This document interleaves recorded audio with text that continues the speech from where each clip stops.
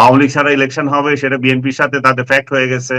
বিএনপির সাথে যে লন্ডন বৈঠক এটা চূড়ান্ত, এবং আপনি দেখবেন যে এই লেজিটিমেসি নিয়ে আওয়ামী লীগ আবার এই মাঠে নামবে। আওয়ামী লীগ কিভাবে নামবে তখন হয়তো আমরা দেখব।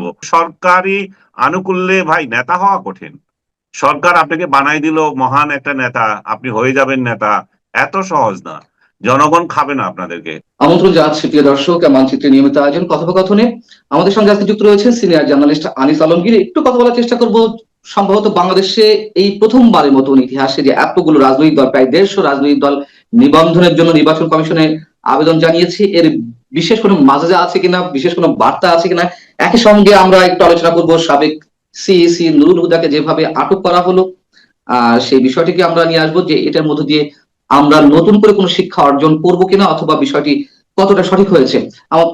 আনিস আলমগীর, আপনাকে স্বাগত জানাচ্ছি আমাদের অনুষ্ঠানে।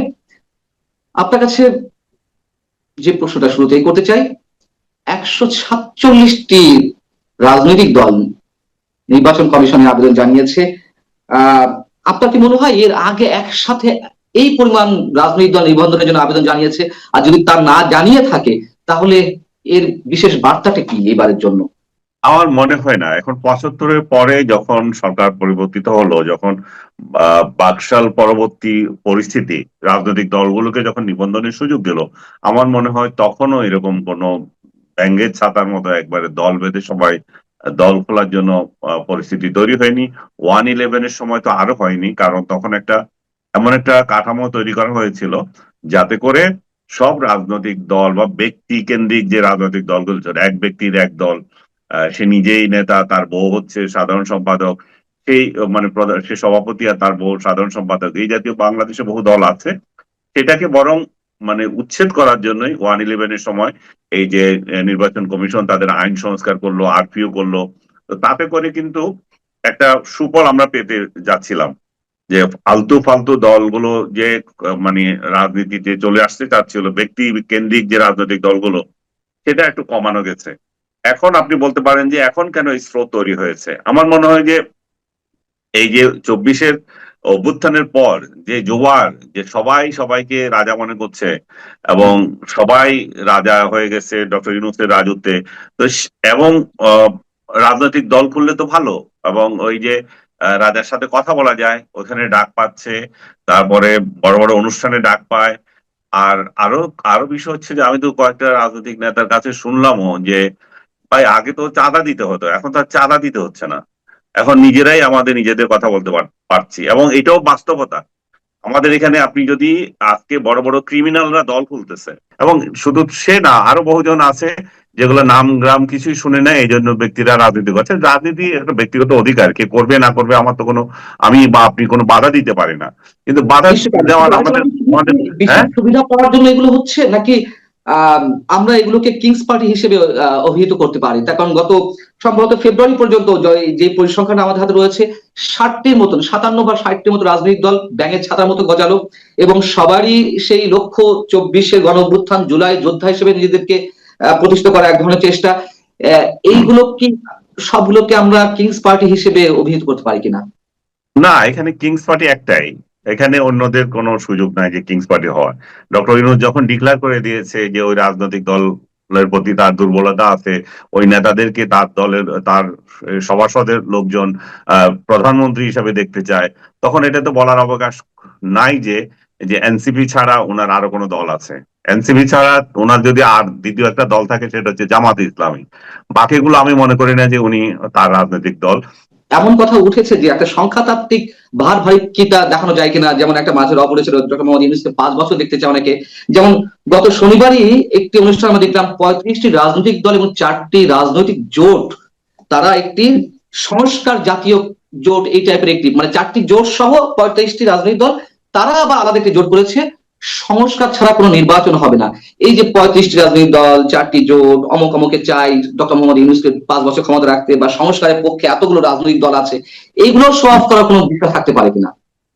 এগুলো হচ্ছে টাকা পাবে, এগুলো মনে করেন এই যে এই ধরনের ইয়ে করলে, আপনি যেটা বললেন যে জি। কিংস পার্টি, ওনার কিংস পার্টি যেটা আছে, হম তাকে হম। সহায়তা করার জন্য কিছু পার্টি দরকার। জি। সেই সহায়তা করার জন্য এই এই আগাছাগুলো আছে। যেমন বললাম না আগে, আওয়ামী লীগকে সহায়তা করার জন্য এগুলো ছিল, সেরকম ছিল। কিন্তু তখন এটা দেখানো ওই ওই দলকে সহায়তা করার জন্য, কিন্তু ওভারঅল ডক্টর ইউনূসের মহান কোনো কাজ করার জন্য এগুলো নাই এগুলা। এবং ইলেকশনের আগে এই সমস্ত অবৈধ টাকা বিলি হয়, সরকার পার্টি থেকে বিলি করে।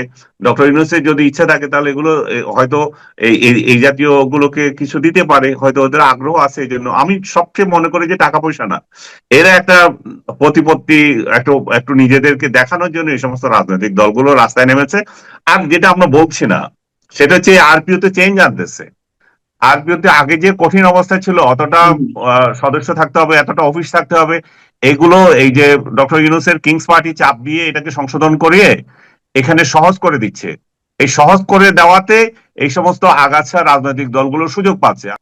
যে প্রশ্ন করতে চাচ্ছিলাম যে ধরে নিলাম 147-এর মধ্যে 100টি না হোক, 50টি না হোক, 30টি পেল, হুম, আর আওয়ামী লীগের নিবন্ধন স্থগিত রয়েছে।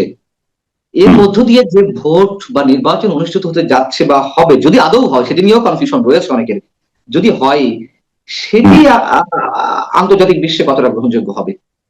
মোটেও গ্রহণযোগ্য হবে না।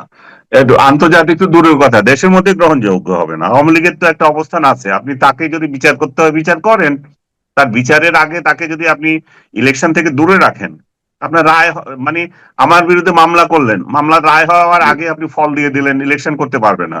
তো সেটা তো একটা অন্যায়। আওয়ামী লীগকে আমার আপনার সাপোর্ট করার দরকার নাই, কিন্তু আপনি ন্যায়ের মধ্যে থাকতে হবে। কোনো কারোর বিরুদ্ধে যদি অভিযোগ আনতে হয়, আওয়ামী লীগ বিরুদ্ধে যে অভিযোগ অ্যাট্রোসিটি করেছে তারা 24-এ, তো সেরকম অভিযোগ তো জামাতের বিরুদ্ধে আছে, 71 সালে করেছে তারা। জামাত কিভাবে এই সরকারের সেটা আমলে এসে অনিবার্য। আবার হালাল হয়ে গেছে?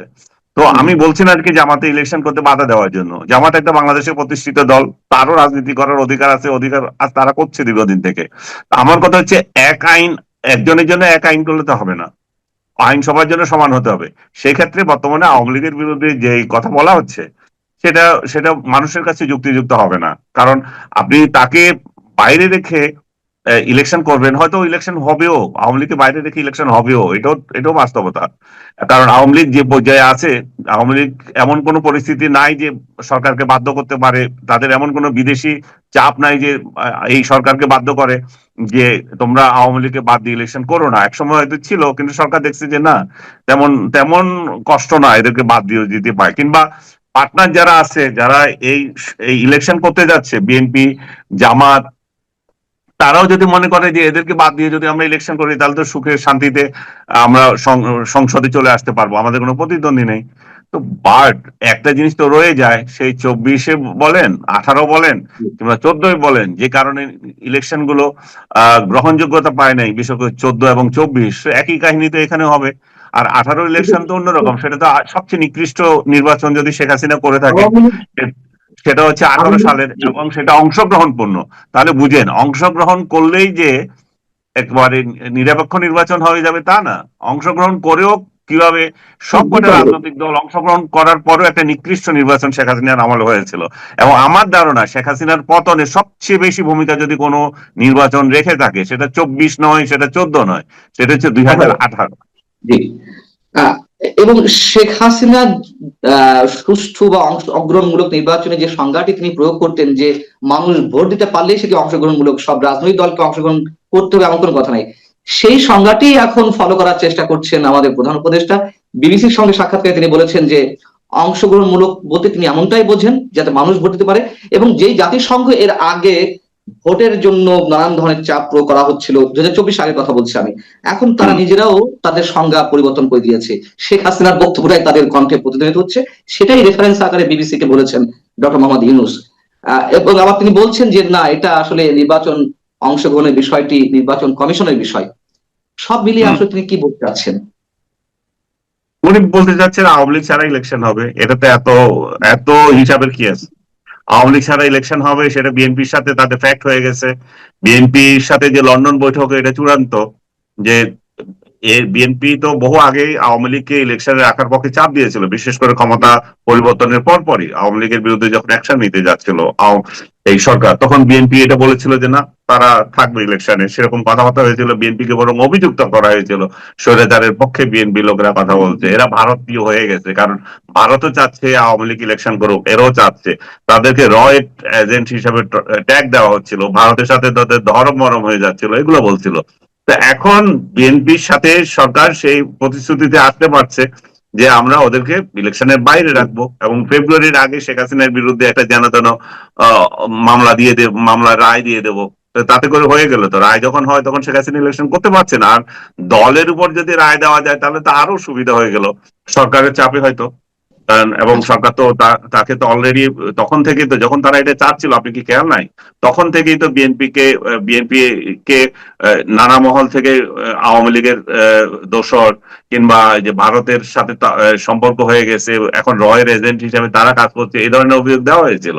তো হুম তারা হুম হুম। দেখবে, এবং এইটাকে কেন্দ্র করে ডক্টর ইউনূস হয়তো নির্বাচন পিছিয়ে দেওয়ারও ফন্দি করছিলেন।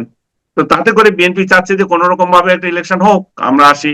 এবং কে না চায় বিনা মানে ইয়েতে প্রতিরোধে গোল দিতে, সেটা হচ্ছে। কিন্তু বাস্তবতা হচ্ছে যে আপনি শুরুতে যে কোশ্চেন করেছেন, এটা গ্রহণযোগ্যতা কতটুকু হবে বাইরের কাছে নয়, দেশের কাছে হবে না।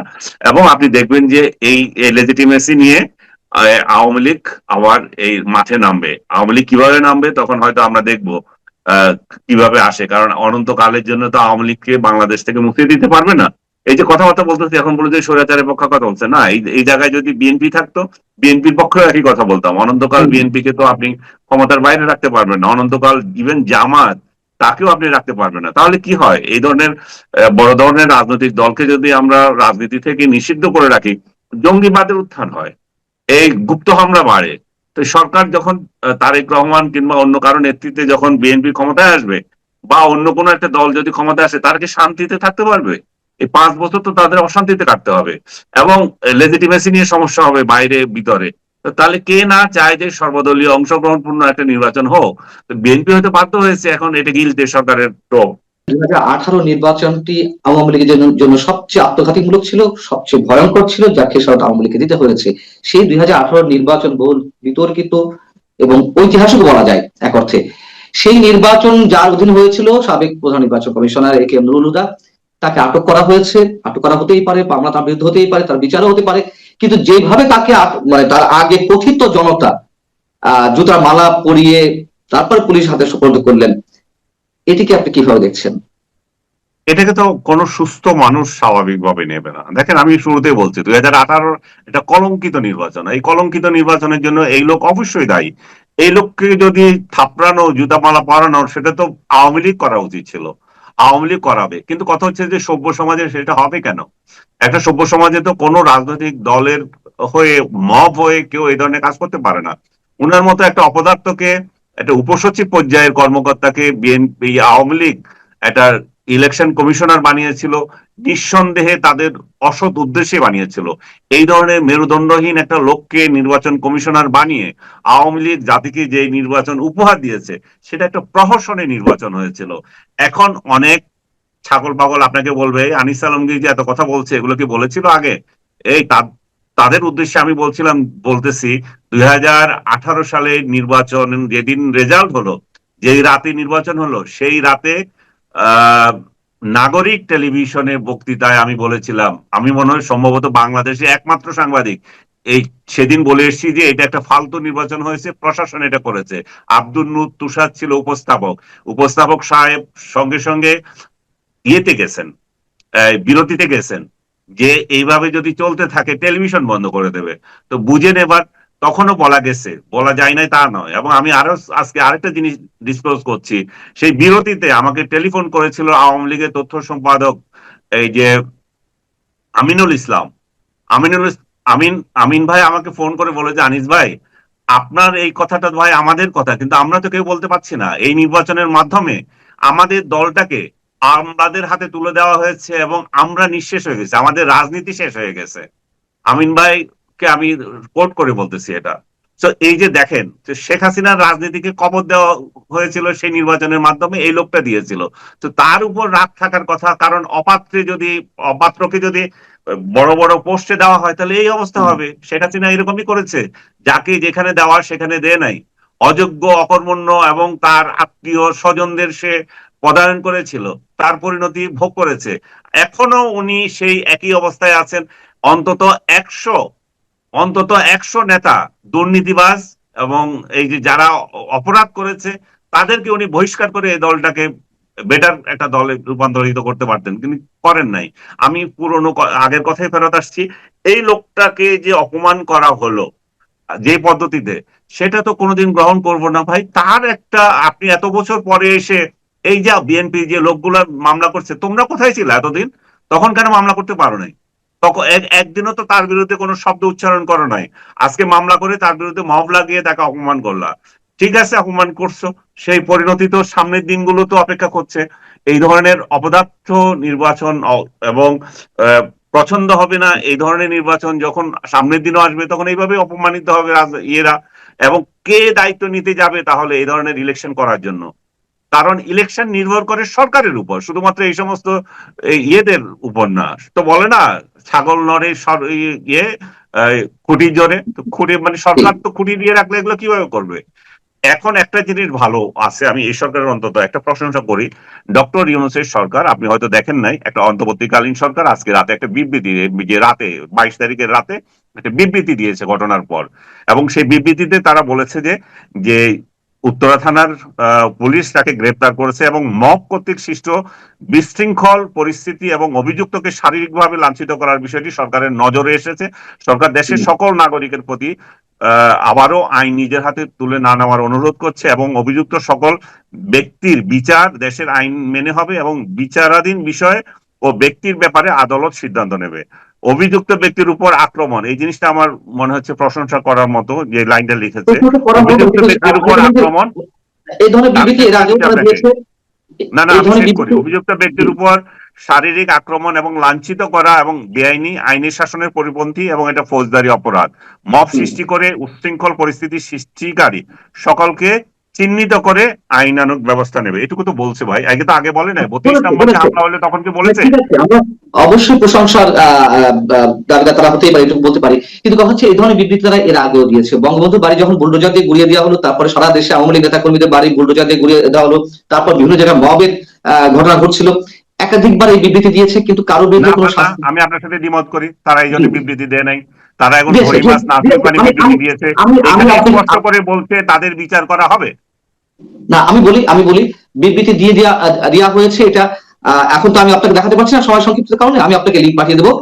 অবশ্যই বিবৃতি দিয়েছে, তারা এগুলো সাপোর্ট করে না, ব্যবস্থা নেওয়া হবে, কিন্তু কারোর বিরুদ্ধে ব্যবস্থা নেওয়া হয়নি।